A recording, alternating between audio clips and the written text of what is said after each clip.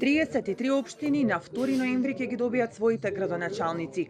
Од поголемите градови за градоначалничката функција во Куманово во втор круг ќе се бори актуелниот градоначалник и кандидат за нов мандат Максим Димитриевски, лидерот на ЗНАМ, кој вчера освои 16.183 гласа, а негов противник е Горан Стојковски од група избирачи со освоени 5.946 гласови.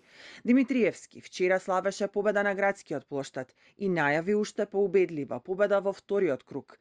Дали ќе имаме втор круг или не, во овој момент не можам да ви кажам, бидејќи сите податоци не се обработени, но како и да е и да има втор круг, знам ќе биде дефинитивно победник на престојните избори на локално ниво. Неговиот противник Стојковски пак утрово на социјалните мрежи најави дека во следните 2 недели ќе продолжи со уште поголема енергија за победа во Куманово. Втор круг ќе има и во општините Валандово, Виница, Кочани, Демиркапија, Дојран, Кичево, Неготино, Дебар, Тетово, Крушево, Струга.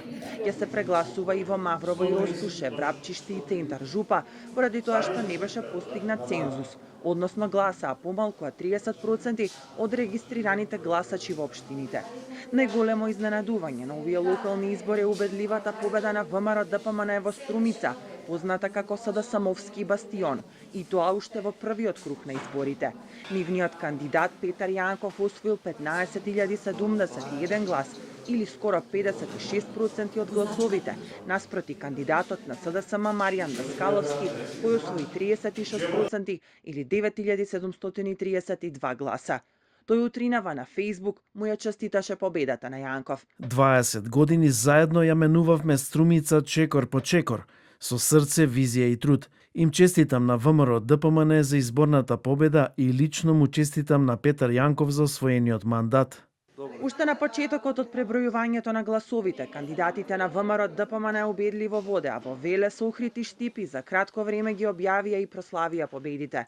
Во прв круг ВМРО ДПМН ја доби и битола со Тони Коњановски, кој главната битка ја водеше со независната кандидатка Габриела Илиевска, но на крај разликата во гласовите достигна 10.000 повеќе во полза на Коњановски. Градоначалник вчера доби и прилеп. Дејан Продановски од ВМРО ДПМН ќе раководи со општината во следните 4 години.